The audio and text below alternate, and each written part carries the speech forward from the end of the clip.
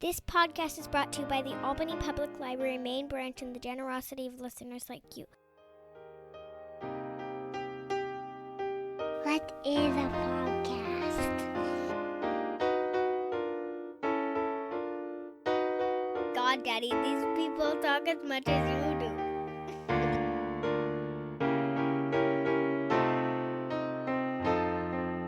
Razib Khan's unsupervised learning. Hey everybody, this is Razib here, and I am here with an old friend and internet, just a buddy in the world of science blogging. A lot of you will know who I'm talking about, but this is not the usual biologist that I talk to. I am here with Dr. Chad Orzel. Chad, can you introduce yourself? Hi. I'm. My day job is as a professor in the Department of Physics and Astronomy at Union College, the one in Schenectady, New York. And I also, I've run a blog for a long time, though it's not so active these days. The uh, and then the other main thing I do is I write books about science for non-scientists. So, best known is How to Teach Quantum Physics to Your Dog, which explains modern physics through imaginary conversations with my German Shepherd. So, and my Yeah, most recent book is the most recent one is another. It's about quantum physics in everyday life. It's called Breakfast with Einstein. Subtitle, because everything has to have a subtitle. It's the exotic physics of everyday objects. yeah. So actually, like I knew you had two books, but I'm I actually seeing have like four. Yeah, you've been busy there. So, Breakfast with Einstein, How to Teach Quantum Physics to Your Dog, Teach Relativity to Your Dog, Yep. and then Eureka, Rediscovering Your Inner Scientist. Are those the four? And Right. then like they've been translated. So you are correct when you're saying I think the one you mentioned, How to Teach Quantum Physics to Your Dog, has like a bunch of international editions and weird Yeah. There's languages. Yeah. there's like a dozen different editions. Many of them in scripts I can't read. So I've got the full collection of Asian languages. There's Chinese and Korean and Japanese, and there's even a Thai edition of that one. Um, None of which I can read a word of. But Well, I mean, hey, as long as the royalty checks keep flowing in, it's all good. exactly, it's it's nice. You get a royalty statement every 6 months, and it's like, oh hey, somebody in Czechoslovakia sent me $20. Like, great. I do have a royalty story that you might find amusing, since you're in that game. I wrote some op-eds for the New York Times about 5 years ago, and Hmm. they didn't really pay me. They didn't really pay me that much. It's more about like the prestige and all that. But I think it was like $500 or something, from an Italian magazine that translated one of my op-eds, and so they basically sent the New York Times a check, and then they passed, I think, most of it on to me. So it was Yeah, like I made like 5 times more on the translation into Italian than the original piece, and that was just weird. yeah. My best translation story is so the British edition of How to Teach Quantum Physics to Your Dog has sold a phenomenal number of copies, and that exists because the publisher who did that bought translation rights.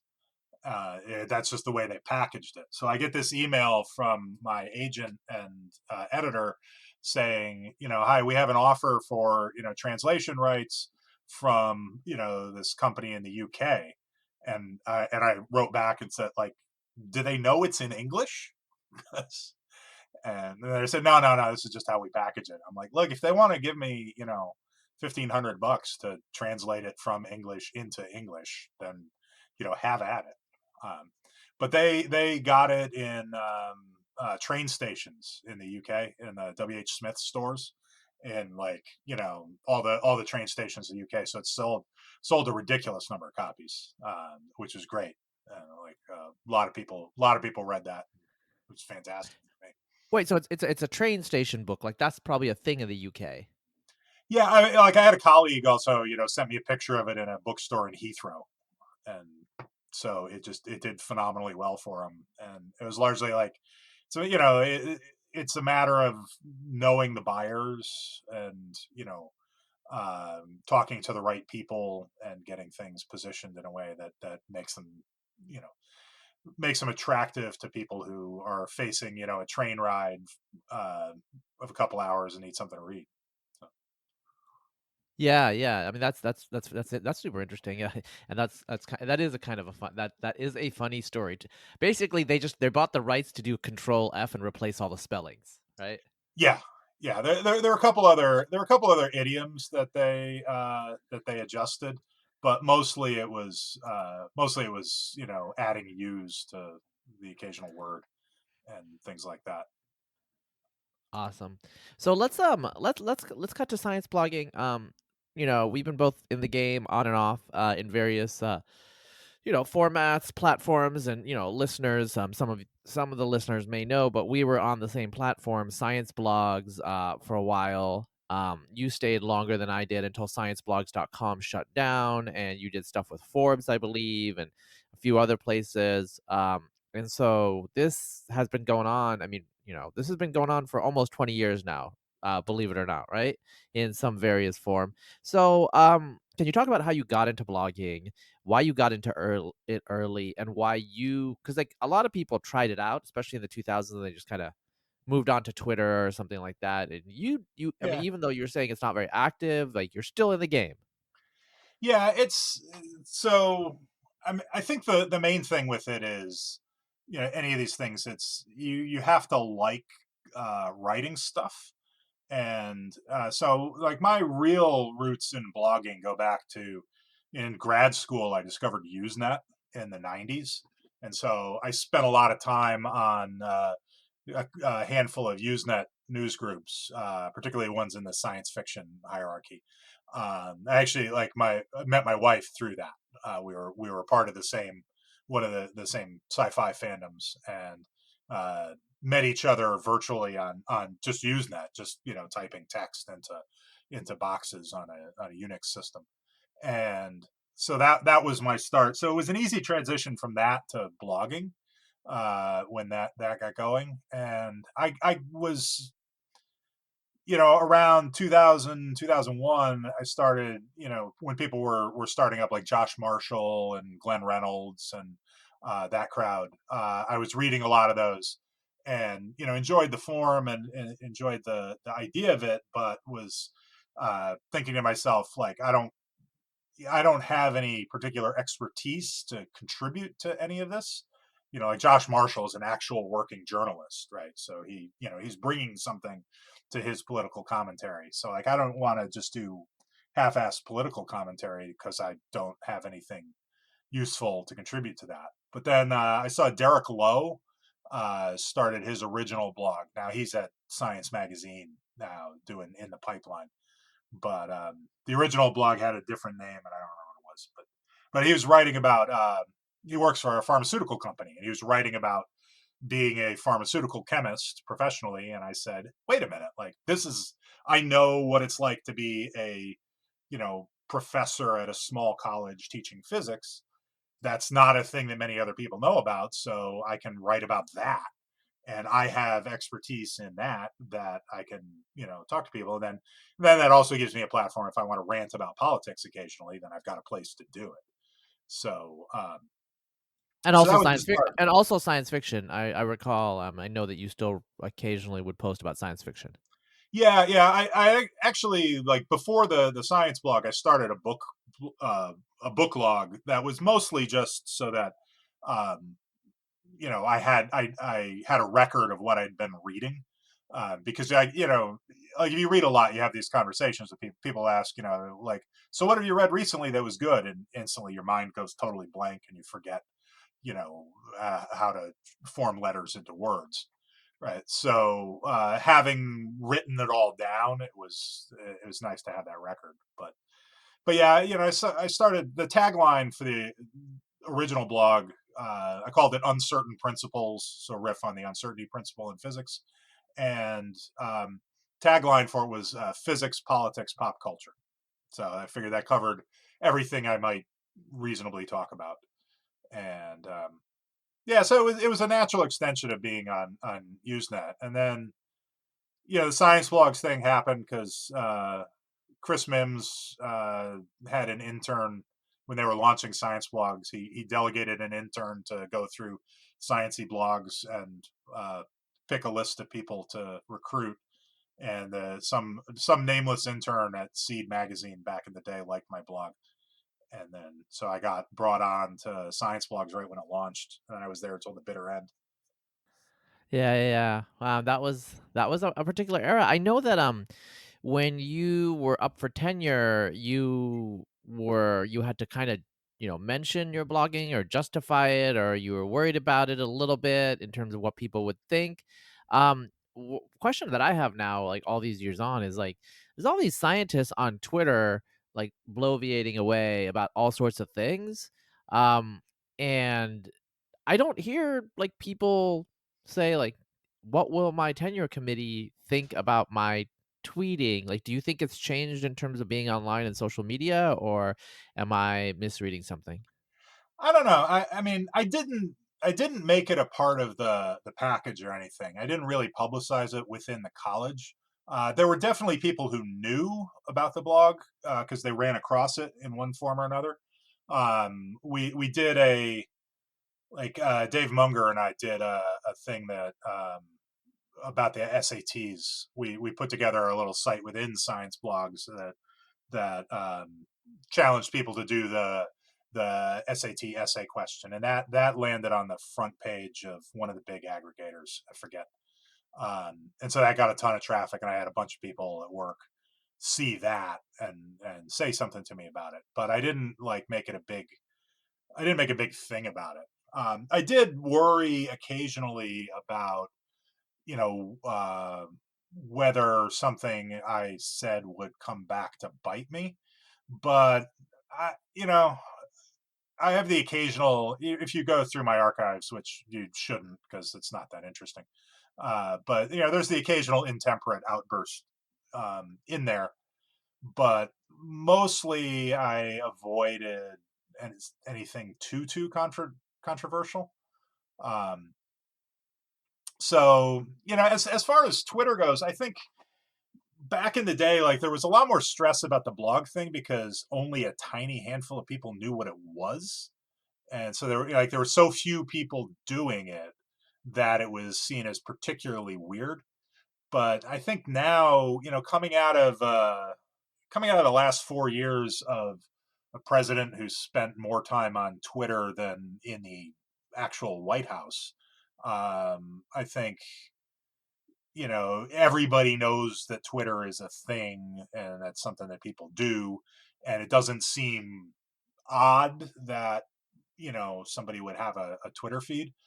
I think if you're too active on it, or if you do anything that gets into hot controversies, you have the risk of people coming down on you and contacting your employer and all that sort of thing. But that's kind of always been a risk.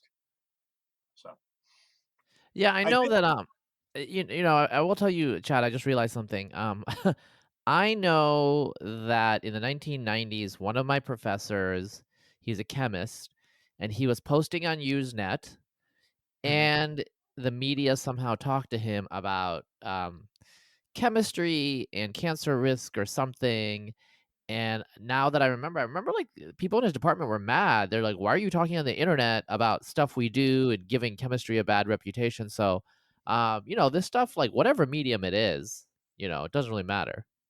Yeah, yeah. I mean, anytime you get any media attention at all, right? There's a subset of scientists who are kind of the opinion that anybody talking to the media at all is somehow selling out the whole enterprise. That there's supposed to be some noble toiling in obscurity kind of thing going on, and that you shouldn't be talking to the press because the press is just going to dumb down whatever you say and distort it, and then it's going to give hoi polloi a bad impression of what it is that we're doing, and people aren't going to understand it. That's always been a bunch of crap. And so I think there's always been people who are willing to sort of shrug that off and go talk to whoever. But it's always been a little bit risky in that sense. Yeah. Yeah. So, as I've gotten older and I feel like I've gotten more narrow in my focus in science, as a geneticist and as a population geneticist, and then as a human population geneticist with a focus on phylogenetic inference and relatedness and stuff. Mhm. One thing that a lot of scientists, I think, experience is kind of like a tunneling from when you were a kid. So I used to read, like what was it, Michiko Kaku or Kaku. something. Yeah, I used to read his books. I mean, I read a fair number, and then like John Gribben, I think. Yeah. I read a fair number of pop science physics books into my like maybe until I was about like 20, and then I read very few things. I mean, honestly, I don't read science books very often. I read Lee Smolin's book. Okay, so that's a physics book for regular Yeah. people. So there's a couple of things that I've read. And I kind of feel bad about it. And I wonder, just out of curiosity, has that happened to you with books outside of your field, or just I'm just curious what your opinion on that sort of thing is, and if you've observed this too. So I have the weird situation of the books that I'm writing are have sort of changed over the years. So the first book, How to Teach Quantum Physics to Your Dog, that's basically stuff that I know. Right. My training is in ultra cold atom physics, which is basically just applied quantum mechanics. Right. It's all atoms absorbing photons, and the kinds of experiments we're working toward are things that like test the uncertainty principle or test sort of quantum statistics, these weird phenomena that emerge. So that one I could write without having to refer to much outside of my immediate field. Everything since then has gotten kind of wider and wider. So the relativity book, I teach a class on relativity, at Union. I've taught that a few times, and so I kind of knew that, but I needed to learn it in a lot more depth to be able to write the book. And then Eureka is about science very broadly, so I had to read a whole bunch of history of science stuff to learn about Darwin, his discovery process, and a lot of things like that.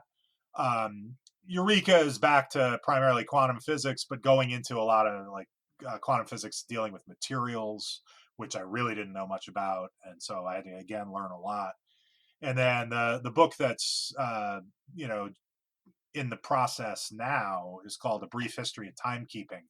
And so it's about timekeeping methods, dating back 5,000 years, which has involved, an incredible amount of reading history and like anthropology sorts of things, looking at, timekeeping systems in the best documented unique timekeeping systems are the ones from Central America. So, your Mayan calendar and that sort of thing.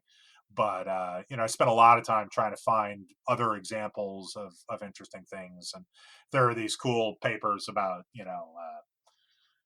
there's various groups in the islands in the Pacific that have kind of unique approaches to calendar systems and stuff like that. So I've had to read a lot more widely for that kind of purpose, which is sort of fun. I'm at a liberal arts college, right? So it's advantageous to go a little wider here than if I were at like an R1, and I'd have to really drill down and be able to get the next grant in the ever narrowing subfield that my research is in.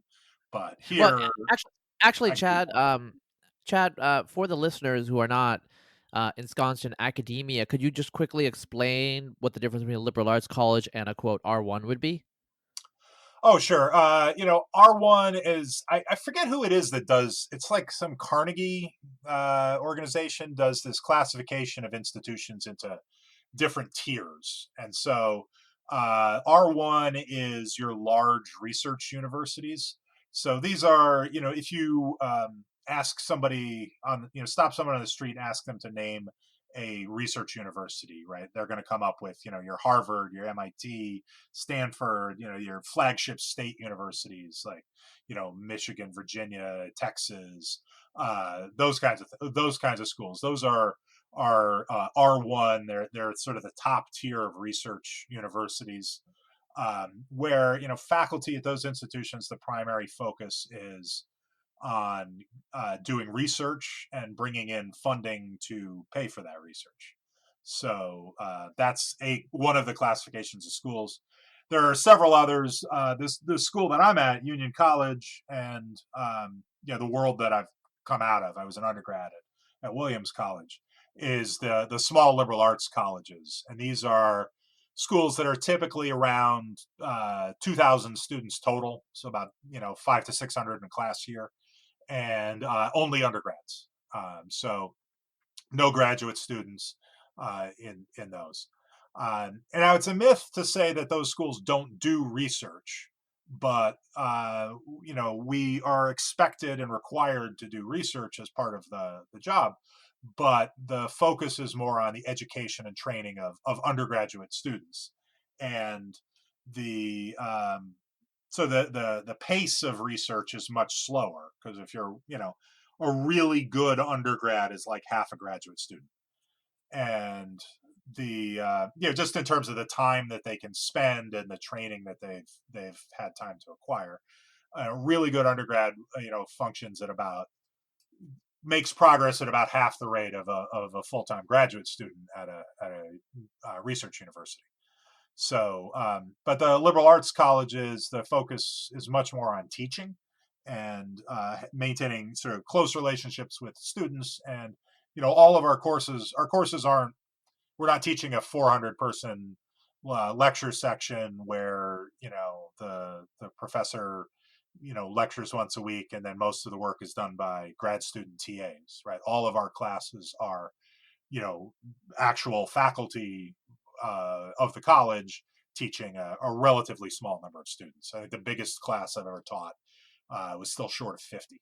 So yeah, that's your academic classification scale, and I'm at the small college end of things, and the really hardcore heavy duty research emphasis is at your R1s, Mhm. which are mostly the big schools that everybody can name. Yeah, I mean, you would know them, but so, you writing books, I mean, but that's part of. I mean, a lot of your colleagues, I assume, would be writing these sorts of books to the general audience. People tend to. I've had some awkward conversations with people asking. I saw like I have a new book coming out, and they ask like, oh, what press is that with? And I'm like, Scribner. It's an imprint of Simon and Schuster. And they're like, oh, well, where do you get that? Like, Barnes and Noble. So, because most of the stuff that people write in academia is scholarly monographs that are published by the University of wherever press, right? And those sell mostly to other academic libraries and so on. So writing trade books is sort of is an unusual thing for faculty anywhere. Um, so yeah, it's been an interesting experience, but I find it a lot of fun. I've always enjoyed writing things, so as going back years and years and years, I've always enjoyed the process of figuring out how to put words together to explain something, and getting them down on paper. So I the writing popular books is a natural extension of what I was doing anyway. Well, so, I do have your books on Kindle. They are part of the stack of physics books I have on Kindle, which, I honestly, I don't get to them because, well, I don't read science books, too much anymore. I read science papers, and then when I read, like, outside of my field, I'm always, like, stressed out about, like, I don't understand how to judge this. Like, I don't know. Becoming a scientist has kind of messed with me in some ways. I think I kind of had a more open attitude when I was younger. But in any case, setting that aside, for someone like me who has a scientific background, which of your books would you recommend to start with? Uh, so in a lot of ways, I'm uh, proudest of the one that sold the least, which is Eureka, which just was not a commercial success at all, but tries to make kind of a bigger argument about scientific thinking, and the fact that, try to draw attention to the fact that people say that, oh, I'm not a science person, I don't, my brain doesn't work that way, I can't handle math and science. And my response is that's bullshit, because your your brain works the same way as mine does for the most part, right? We're all using the same, sack of cells in goop, to think with. We all have this access to the same mental toolkit. And so really, if you think about it, a lot of the things that people do for fun are making use of aspects of the same processes that people use when we're doing science. So, if you think about, one of the examples I use a lot is, if you do like a crossword puzzle, right? You're looking at clues, and you're solving crossword puzzles generally by, you have a guess at one of the words, and then you look, well, does this make sense with the words that cross it? Right. So I know one of the across clues. I can, try and check my answer by, it's got to be consistent with all of the down clues that cover that same number of letters. That's exactly the process that you're doing in science all the time, right? You have a guess at how something might work. You have one piece of evidence that suggests a particular thing. And then you look at all of the other evidence and see, well, is it consistent with everything else? Right. And you check those things against each other. And if you're doing that, you can fill in those horrible theme clues that it's like a 6-word phrase that ends in a pun, right? That you have no prayer of guessing right off. But you can fill in a bunch of the letters by getting the other things that and then that kind of allows you to piece together what is the horrible theme clue. And that's how a lot of the history of science has worked, right? Is people being led to really weird theories like quantum mechanics, where you've got particles behaving like waves and vice versa. Nobody just, sat down, took a bunch of drugs and came up with that idea, right? People were forced into coming up with that idea by a whole bunch of other evidence that sort of fills in pieces, like the crossing words in a crossword clue. And from the letters that you get from that, you can say, well, I guess it's got to be, it's got to be this weird thing where electrons behave like waves.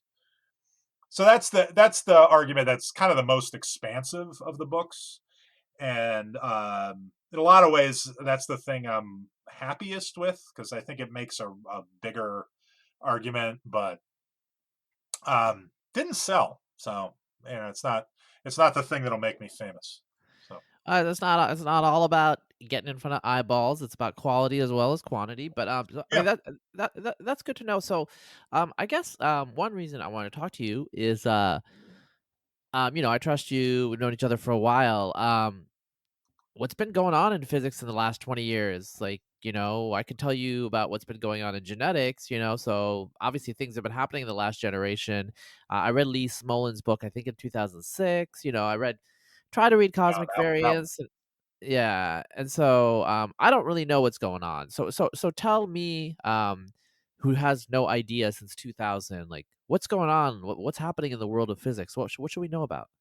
So I think that the most interesting things that have happened are probably, I would say, things like LIGO, the Laser Interferometer Gravitational Wave Observatories. So they have this giant interferometer in. There's one in Louisiana. There's one in Washington. They set up these two facilities, and they look for changes in the structure of space-time caused by gravitational waves from black holes colliding in distant galaxies. And that started working in about 2015. And basically, as soon as they turned it on in its full configuration, they started detecting stuff. They're seeing these black holes with masses that are 30 times the mass of the sun colliding, and they're learning all sorts of really interesting stuff about that. So in the big science world, I would say that's kind of probably the biggest story of the last years. There's if you get particle physicists on, they'll tell you the Higgs boson was a really big deal, but and that was back in 2012 or thereabouts.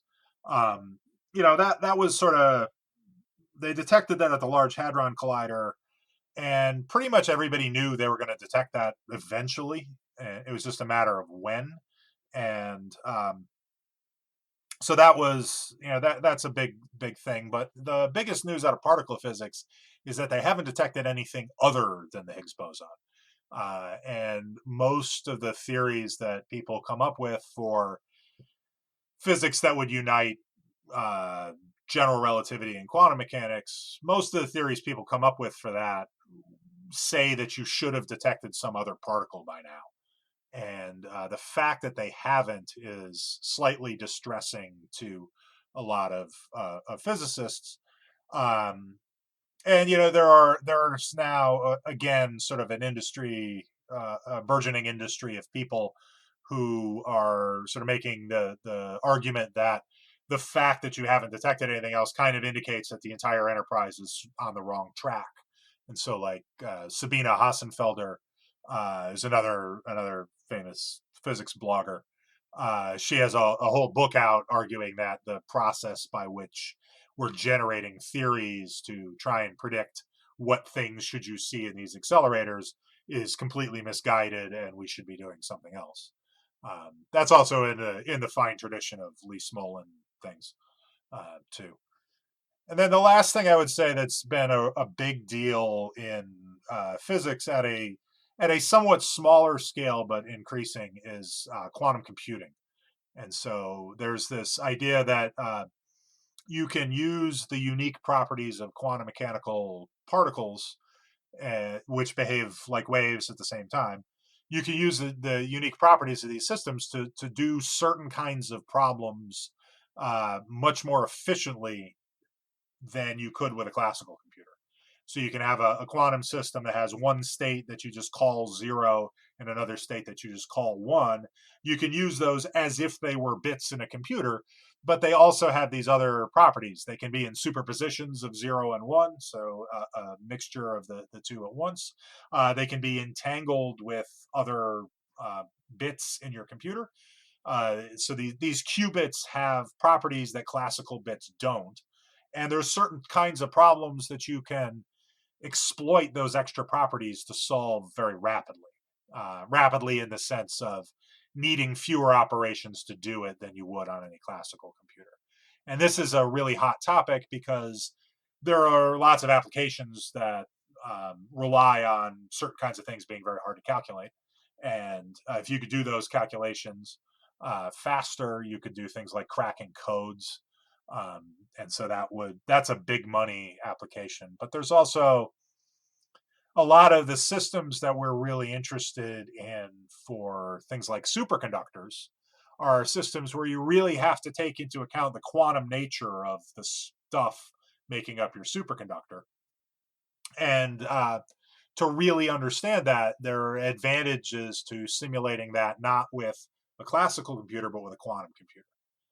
And so it's an idea that's been around since most people trace the origin of it to Feynman in the early 80s. Made some kind of offhand comments about how you could do computation with quantum systems. It really kind of takes off in the mid 90s as an idea. And then the technology has just been incrementally getting better and better and better to the point where now there are these systems that you can go to a website that IBM has set up, and they have a quantum computer with a small number of bits, 10, 20 bits, that you can access. You could just tell it, I want to do this weird series of operations, and it'll just do it and tell you what the result is. They also have machines that go up to kind of 50, 60, 70 qubits. And at that level, if you set up the right kinds of problems, you're starting to get into the regime of problems that are relatively quickly solvable using this quantum computer, but would take months, years, decades to solve with any imaginable classical computer. And so, there was a recent paper where they did they did a particular thing using a photon based system to do this sort of toy problem that is nonetheless extremely computationally intensive, and they did it in it's a couple of minutes to get the data that you need to get the solution on in their actual system. But if in order to confirm their result, they needed to run they needed to run a top of the line supercomputer, for 48 hours or something, full out, which cost an astonishing amount of money. And that's what you needed to do to simulate this system. So, but doing it with the quantum computer made it feasible in minutes. So it's an amazing speed up. And now you've got Google and Microsoft and IBM and a bunch of these big tech companies are putting serious resources into developing these quantum computers and finding applications for these quantum computers and so on. And I think that's probably the most exciting thing currently going in physics. So, So I mean, if you were recommending someone, uh, let's say they're going to major in physics, like I mean, what field of research are they going to do in graduate school? Like, would you recommend, I don't know, quantum computing? I mean, obviously, like it's a huge field, right? But I mean, if you had like say top three, or would this be what you would recommend? I would say I think that's a field that has the most potential for something really exciting and surprising to come out in the next 5 to 10 years. I think you know the technology is progressing and advancing enough that the they're going to be getting interesting results all the time for the next decade or so. Like, not all of them are going to be like, world shocking things, but there's going to be steady forward progress, and there's going to be interesting discoveries all the way along. Um, I think so. In that sense, I think it's a great field to go into at the moment, and there are a bunch of different routes into it, from different sort of subfields of physics or theoretical versus experimental. There's like materials engineering and stuff that goes into this. There's a huge range of ways to do it. Um, I think you regularly get these headlines in various magazines and so on that physics in crisis. Like the part that's in crisis is basically theoretical high energy physics, because they have this problem of you should have discovered more particles by now, and they haven't, and it's not really clear where anybody goes from here. So I think that's a field that's kind of right at the moment sort of spinning its wheels. They don't entirely know what to do next. There's no shortage of ideas. Most of the experimental ideas to make further progress cost multiple billions with a B, and you know in the current climate, it's not that easy to get money on that scale. Where the quantum computing fields, those tend to be a lot of those things are inherently smaller systems, so they're a little more stable. They're a little more secure funding wise, and it's just I think it's a more optimistic and more currently stable field than your classical. Not classical, but you're like the particle physics, the giant accelerator sort of stuff, or string theory, theories of everything. Those are all kind of in a weird holding pattern at the moment. It's not clear whether there's any good path out of that. And so, if somebody finds one, that'll be great, and I'm rooting for it. But I just don't know what it would be at this point. Yeah, so a lot of us regular people, for much of the 21st century, if we heard about physics, yeah, it was quantum computing, but we would also hear about string theory, which is obviously a big deal. And Lee Smolin wrote a book, and I think like Peter Walt, I don't know how to Peter pronounce the White, last. yeah. Yeah, he. I read a couple of blog posts by him. There's some people out there who are super critical, but there's still a lot of string theorists out there, right? I mean, what's going on here?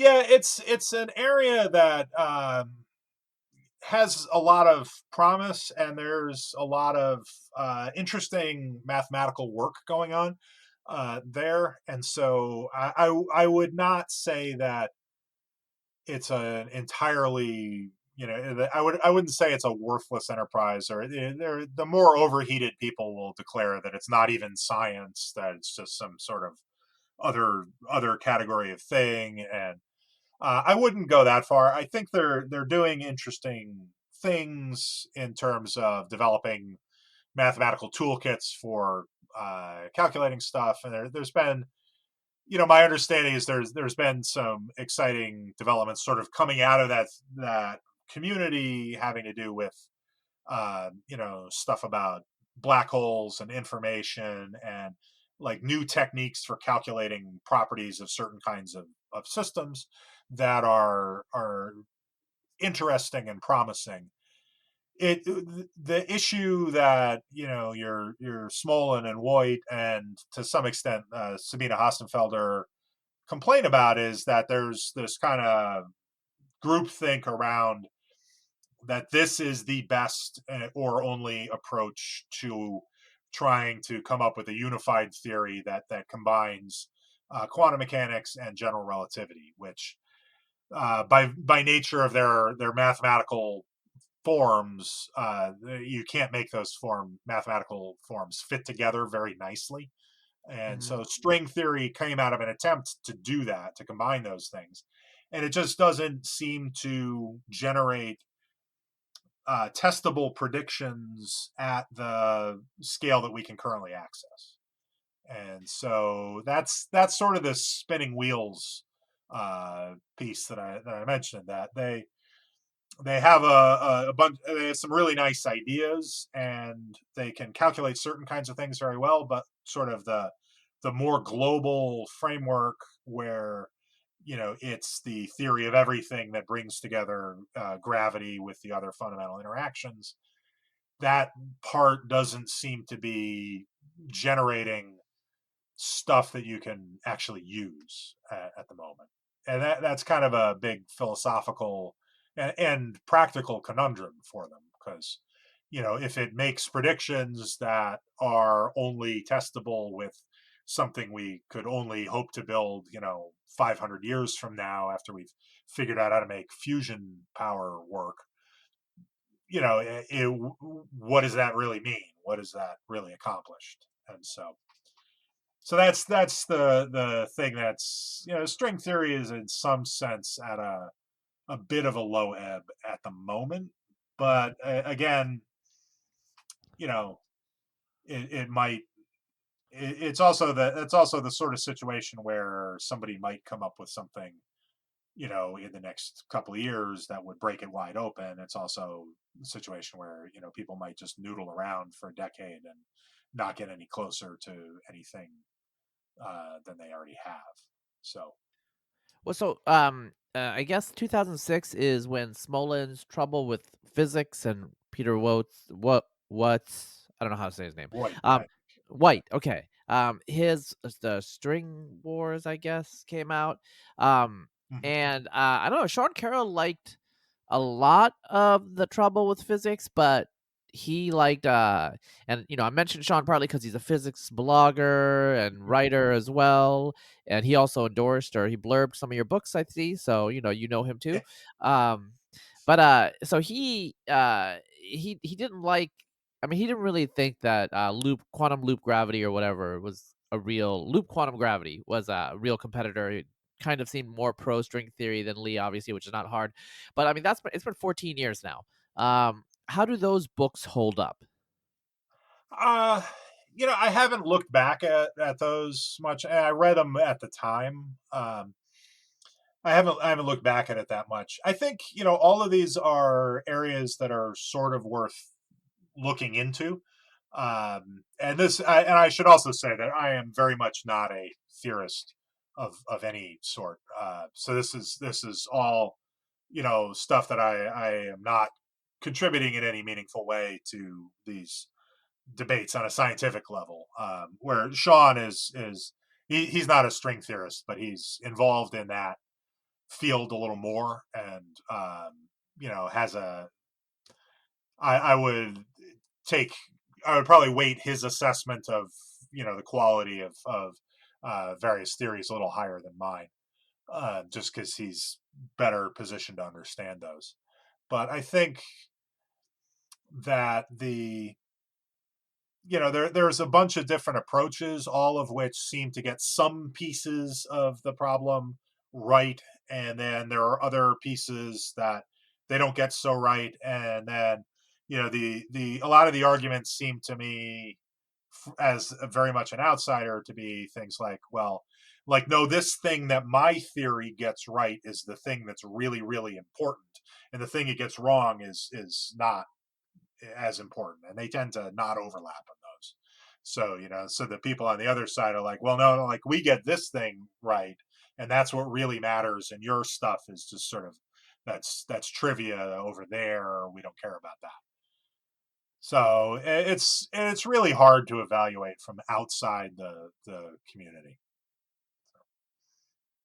Well, I mean, there's still string theorists around, so they're still doing their thing. But obviously, yeah, like I mean, it's one of Yeah, those and issues. there Yeah. are a lot of arguments that the reason for the so one position is that the reason for the persistence of string theorists is all sociological. That 30 years ago it looked like the greatest thing since sliced bread, and everybody hired a whole bunch of string theorists, and now there are all these tenured professors who are string theorists, and they just train other string theorists, and nobody who has new ideas can break into that.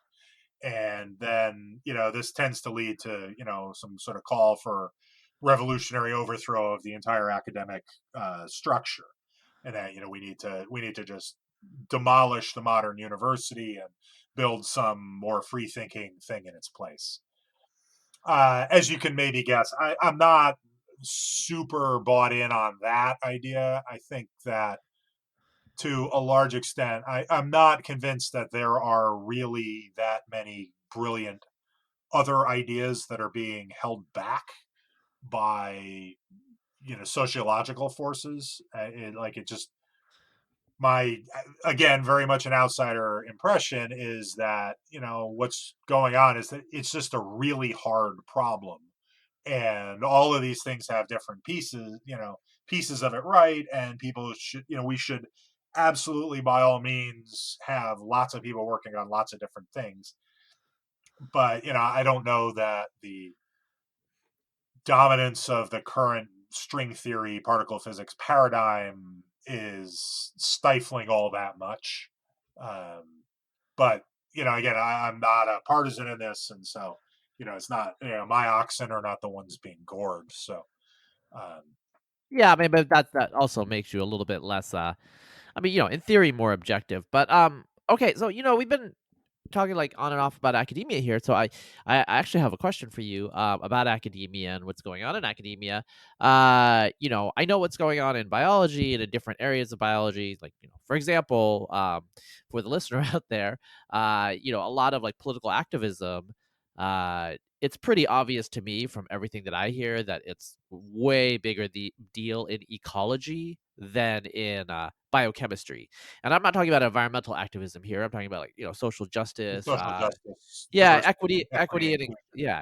I don't know, there are theories that we could make which are probably like true about why ecologists in particular are very interested in racial equality when, to be frank, they're all white, and the biochemists are much more Asian. So there's actually way more racial diversity in biochemistry. But setting that aside, I don't really know what the issue in I like okay, the only, like, aside from you and a couple of other people I follow, the only other people in physics that I ever see on my Twitter timeline are talking about social justice, racism. I mean, not too much sexism, which is interesting to me. I don't see that for some reason. It seems like okay. So, I mean, like, what's going on here? Like, is this just a huge ascertainment bias? Because, like, obviously there's a lot of research going on. So What I would say is physics has historically been one of the worst fields in terms of whatever kind of diversity you're most interested in. Sort of overwhelmingly male for decades. There's been a lot of slow progress but we're sort of at the low 20s percentage of women in physics, and um, that's not, we're not covering ourselves in glory there. Racial diversity tends to be even worse. Sort of single digit percentages, black and Hispanic physicists. So there's very definitely a lot of efforts to improve on all of those things. And I think that, there ends up being some questions about sort of what is the best way to go about it, what is the most important of the various angles along which you can attack this. And so I would say there's plenty of activity around the whole social justice, diversity, equity, inclusion, all of these things, trying to make the community more generally welcoming to people of all sort of different backgrounds. LGBTQ is another huge area. There was a big report from the APS a few years ago that is also, again, not covering ourselves in glory with the way that those people have been treated in academia. I think to some extent there is the problems all are to some extent rooted in the fact that the academic science is in many respects just fundamentally inhumane. It's not just hostile to people of color. It's not just hostile to women. It's sort of hostile to humans, right? The things that we expect of graduate students, kind of as a matter of course, are things that are, a lot of what goes on just shouldn't go on, right? The idea that you still have advisors who will tell people that they're supposed to be spending, 78 hours a week in the lab, right? Which is just outlandish. That doesn't work as a regular routine schedule. There may be times in your career when you need to work around the clock for a few days to accomplish a particular task, and that's okay. But asking people to do that on an extended basis is inhumane. But that's kind of built into the system, and there are a lot of stressors that arise from the pressure to constantly be producing work and doing more all the time. And I think that those stressors hit people from their traditionally underrepresented groups harder in a lot of respects, because there are more points, more sort of attack points for people whose identities are not straight white male, than there are for people who are your traditional straight white male, or uh, in physics is fairly heavily Asian, slightly different balance there as well. So I think that a lot of these things have as their root cause not particular animus toward the traditionally disadvantaged groups. It's not hostility. It's just that the entire system, in a lot of ways, uh, is sort of inhumane, and that just falls harder. That falls hardest on people who come from underrepresented or disadvantaged groups. And that's the thing that what we need to do is fix not just how we treat people from other groups, but sort of how we treat humans generally. So that's kind of my big picture thing. Now, as a stopgap measure, I think it's perfectly sensible to have some pay some extra attention to the groups that are particularly on whom these things fall extra hard, and work at mitigating that. But I think long term, it's got to be a more sweeping reform than just, we need to have everybody think differently about uh, you know gender within academic physics. We need to have everybody think differently about work life balance for everyone, Hmm. not just the people, not just women, not just people of color, not just LGBTQ people. We need to think about how our unrealistic expectations of how scientists should behave affects absolutely everybody. And if we kind of reinvent that from the ground up, then we have a chance of getting some improvement that would stick. Yeah, I do. On the work thing, that's I went to grad school relatively late in my life, but it was like 10 years ago now, and I have to say, like, there's been a huge change in terms of expectations. There are certain things that professors said to new grad students, like, and they told everybody during during like the initial matriculation and all this stuff, and like they would talk about be the last one to leave your lab to make a good impression. I can't see them saying that anymore. Certain things have definitely changed. Yeah, and I think most of those changes are for the better. I think that it's sometimes presented as a little too absolutist, right? People on Twitter will say that you should never be working weekends, or you should never be staying into the night, and I think that goes a little too far. I think fundamentally the research process is, there is a problem that needs to be solved, and there are going to be times when getting that problem solved requires somebody to be there late into the night, and that's not unreasonable to that you would need to do that. That's just a fact of life, and when that needs to be done, then you do it.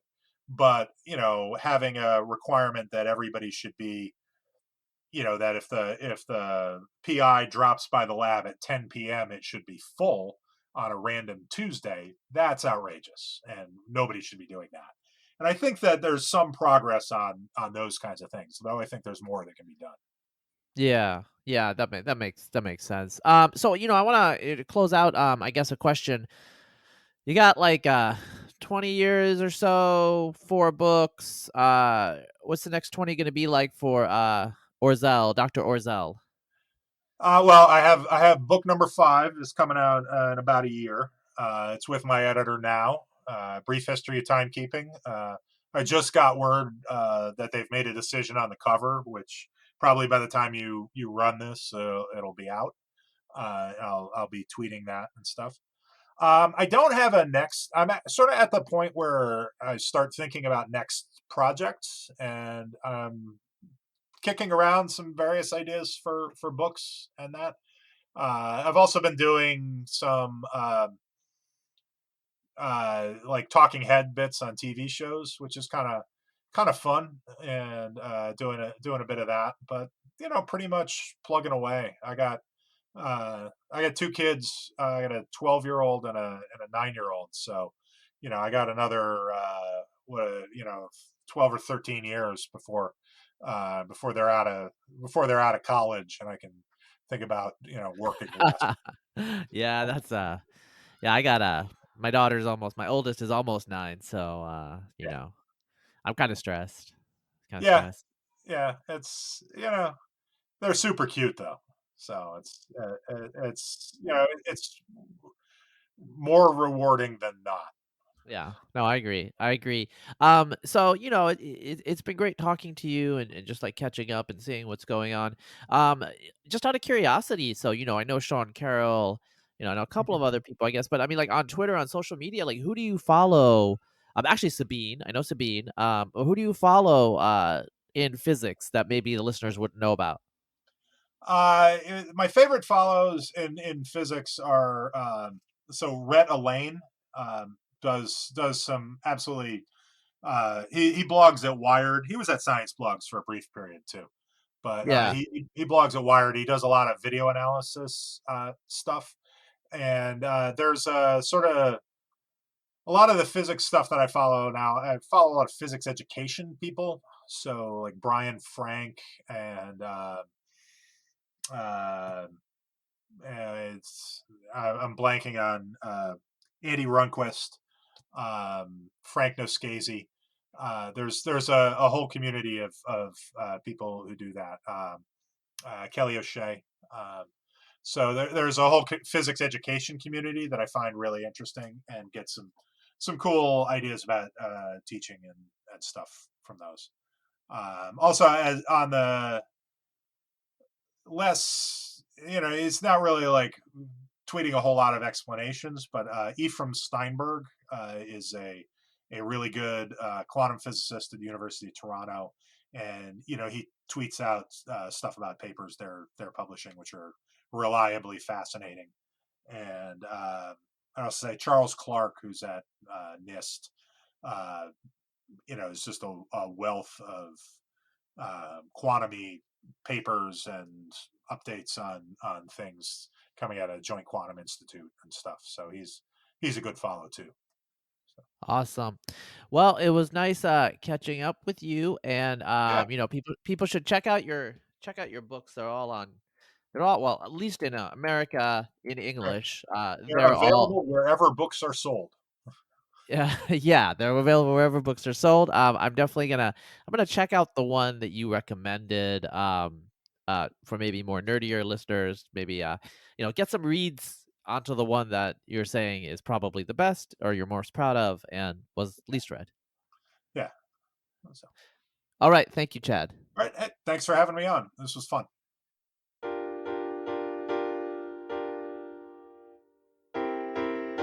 This podcast for kids.